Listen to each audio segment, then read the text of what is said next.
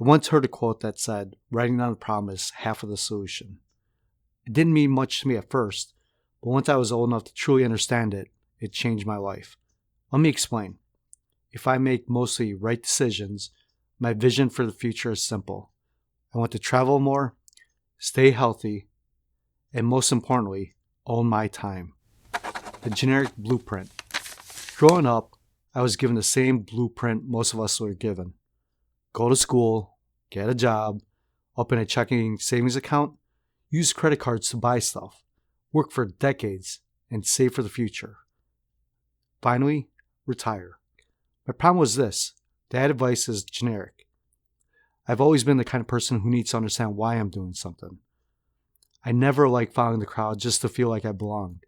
And honestly, that's been a curse since I was a kid. Here's what I eventually realized. There is no one-size-fits-all plan for life because everyone's life is different. In other words, you have to forge your own path. Starting at zero. My parents made me start working when I was 15 and a half at a hospital. I worked in a kitchen, delivering food to patients, and earned minimum wage. They told me it was to help pay for college, but after taxes, I barely made enough to cover gas and car insurance. After 2 years, the only raise I got was because HR realized I was actually making less than minimum wage. So they adjusted it to the minimum wage. That chapter of my life taught me two important lessons. The first was simple. Everyone starts at zero. The second lesson was more important. If you don't understand the real problem you're trying to solve, you'll never come up with an effective solution. In this case, the real problem wasn't work ethic. The problem was that my parents couldn't afford college and didn't know how to navigate scholarships or financial aid. Good intentions, but the wrong solution. Discovering my edge. I eventually dropped out of college for a few years to get my act together. While working at IBM, I realized something important. I had a knack for building systems and automation. I didn't know it at the time, but that skill would pay dividends later in my life. That lesson from this chapter was clear. Systems and automation are the key to wealth. They reduce decision fatigue and give you back one thing you can never buy more of, your time. Hard work isn't enough. I thought I was smart back then. I already had a job, and I thought that working harder meant making more money. I worked while many of my friends finished college, and I learned another hard truth. Working harder didn't automatically lead to raises, promotions, or recognition. There are a lot of hardworking minimum wage workers that live paycheck to paycheck. So how do you actually make more money? It comes down to a three-legged stool. Specific skills that you're really good at. The ability to negotiate. And a boss or company that knows their value. If one leg is missing, you fall. If the legs aren't balanced, you can sit, but not comfortably. You can control two of those legs, your skills and your negotiation, but you can't control how your boss thinks or treats you. That led me to another big lesson. The only thing you can change is you. Learn new skills and grow and improve your skills you already have. Use those skills to solve problems better, faster. Your specific skill sets and problem-solving ability are what makes you valuable in the workforce. The wake-up call. It wasn't until my 30s, burned out, living paycheck to paycheck, that things finally clicked. I was spending money to fit in, going out after work, buying clothes to keep up, working unpaid overtime, and being on call for broken IT systems. And I realized my final most important lesson. No one knows exactly what they're doing, no one's coming to save you, and no one cares about your future more than you do. Why this matters. All of this led me to a simple definition of success. I want to pay off my debt, make sure my family is comfortable, take at least 2 trips a year with my family, and build a life where money supports my freedom, not control it. That realization is what led me to create the system I'm about to walk you through. My financial system. Which brings me to my financial ecosystem, a system I've built to help grow my wealth by the time I'm ready to retire. My system automates most of what I control and change. This is my personal plan, designed around my current lifestyle. This is not financial advice.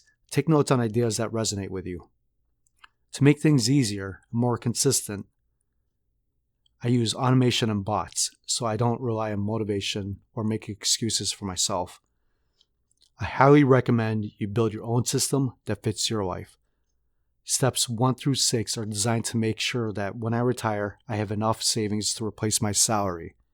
The final steps are just as important to make sure that I don't live a miserable life while saving for retirement. So what you're about to see isn't theory. It's not about get rich quick.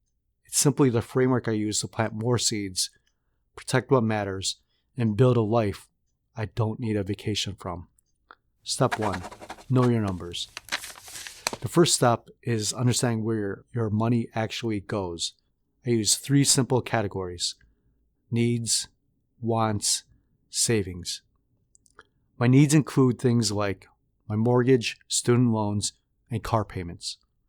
Basically, anything I personally consider essential. My wants are things like dining out and lifestyle spending.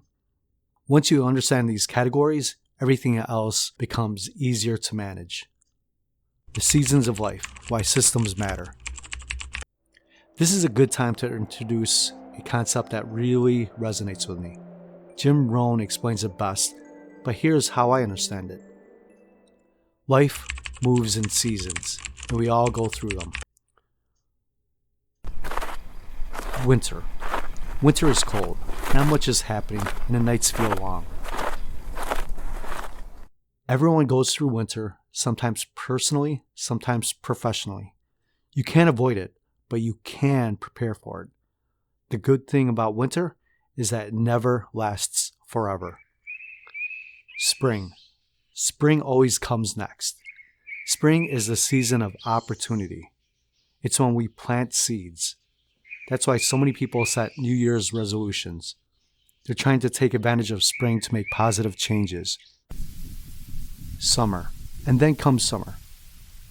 This is when the seeds you planted start to grow. During summer, you have to protect like a father and nurture like a mother. Eliminate what threatens growth and give your seeds what they need to thrive. Fall. Fall always follows summer. Fall is the season of harvest. If you planted seeds in the spring and cared for them in the summer, this is when you collect the results. In the beginning, you first grow enough for yourself, and then for your partner, and then for your family. And eventually, if you do this well, you may even have enough to help people outside your family. You can't control the soil, the weather, or the sunlight. Just like you can't fully control politics, taxes, or companies. The only thing you truly control is yourself. And remember, you only get a finite number of seasons. This is why I built a system. Building the foundation. Monetize your skills.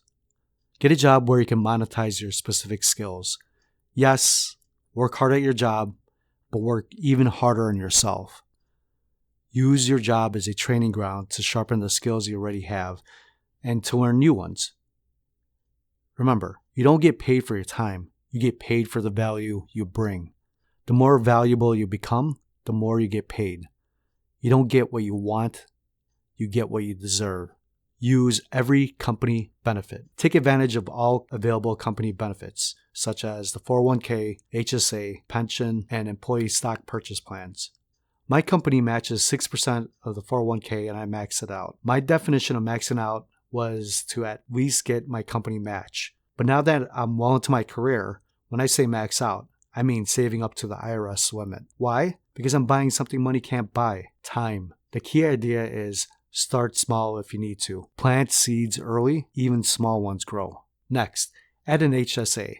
It's triple tax advantage. Starting my next benefit cycle, I'll slowly increase my HSA contributions. An HSA has a triple tax advantage. All contributions are pre-taxed. The money grows tax deferred, and withdrawals are tax-free for medical expenses. That's one of the best deals available to W-2 employees. Don't ignore the pension. My company contributes to a small pension fund. Pensions were slowly phased out when I first started working in favor of the 401k.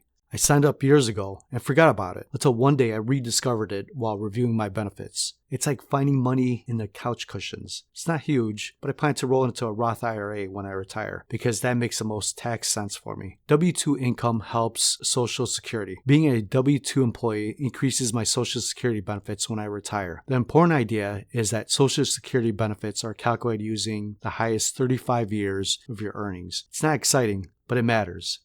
Cash flow without sacrificing your life. Control spending with guardrails. Here's how I make sure my family isn't living on rice and beans while saving for retirement. I use automation and bots to keep my spending inside guardrails. The 50-20-30 rule. Simple math. I loosely follow the 50-20-30 rule. This means for every dollar I make, 50% goes to needs, 30% goes to discretionary spending, and the remaining 20% goes to savings. Let's make things simple. If your monthly take-home pay is $5,000, this means you can allocate $2,500 for needs, $1,500 for wants, $1,000 for savings. If your lifestyle costs more than that, you can't afford your lifestyle. The key takeaway is to remember to pay yourself first. You're the CEO of your life. Like all CEOs, you deserve a paycheck. Let's go deeper into my financial system. Automate everything. Early in my career, discipline worked until it didn't. Sometimes I forgot to pay myself first, and sometimes I forgot to pay the bills. So I automated. I have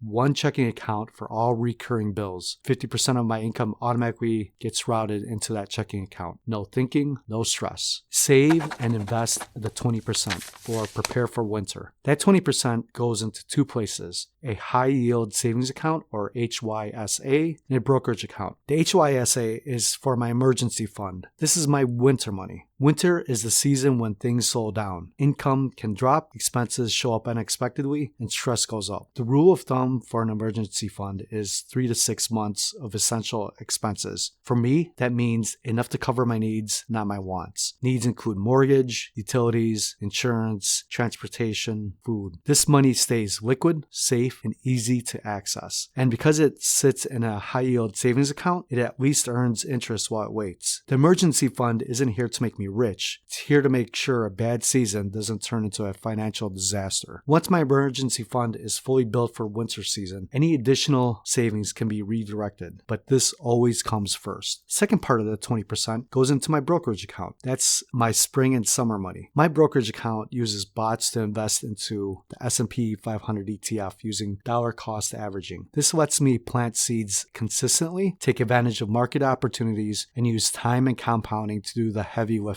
I didn't realize this until I got older, but capital gains from brokerage accounts are more tax efficient than W-2 income. The emergency fund helps me survive winter. Investing helps me thrive in spring, grow in summer, and harvest in fall. Both matter, and both are part of the system. Spend the remaining 30% intentionally. The remaining 30% is discretionary spending. My wife and I realized that we had two things that we really cared about. We break this into a travel sinking fund, an abundance fund for gifts and generosity. Everything else goes to groceries, dining out, and lifestyle spending. We use credit cards for predictability and pay them off in full every month using autopay. Next up, increasing value and income streams. Increase your value first. When I was younger, I worked hard, but I didn't understand leverage. Over time, I learned you don't get paid for effort, you get paid for value. I constantly reflect on what worked, what didn't, what's worth trying next. I work harder on myself than on the job. This means learning new skills. Sell a digital product. One of the most efficient ways to increase income is through digital products. Build it once, it scales, and it has low overhead. It could be template, spreadsheet, checklist, or a guide. The key is solve a problem you've already solved. You don't need to be an expert, just one step ahead. Finally, build a side hustle. Side hustle isn't just about extra money, it's about options. It creates margin of safety, confidence, and freedom. I'm not trying to replace my job overnight. I'm planting seeds. Some will grow, some will surprise me. But over time, these seeds compound into choices. Closing. In the end, everything I've gone through brought me to a simple truth. If you don't clearly define a problem you're solving for, you'll spend a life following advice that was never meant for you. Life doesn't move move in a straight line. It moves in seasons. There will be winters where things feel cold, uncertain, and uncomfortable. There will be springs full of opportunity, summers where your effort finally starts to show, and falls where you harvest what you build. We can't control the seasons, just like we can't control the economy, layoffs, taxes, inflation, or timing, but we can control how we prepare. That's why I stopped reacting to life and hoping things magically improve. I stopped assuming hard work was enough. I stopped waiting for someone else to fix my situation. Instead, I focus on the only thing I truly have power over: me, my skills, my mindset, my discipline, and the systems I build around my life. I learned that systems and automation reduce stress, protect your time, remove excuses, and help you stay consistent, even when motivation disappears. I learned that value more than effort, that negotiation matters more than hope, and that nobody is coming to save you. And honestly, that realization was freeing. For me, success isn't about being flashy. It's about paying off debt, making sure my family is comfortable, traveling together, protecting my time, and building something meaningful. It's about planting seeds, tending to them, and creating a harvest that takes care of the people I love, even when winter comes. That's why I built my financial system. Not because I have everything figured out, and not because my life is perfect, but because I wanted something intentional, practical, and personal. Something that grows with me. Something that gives me hope, direction, and control. Remember, progress, not perfection. Just a better system, a better mindset, and a better future. One season at a time.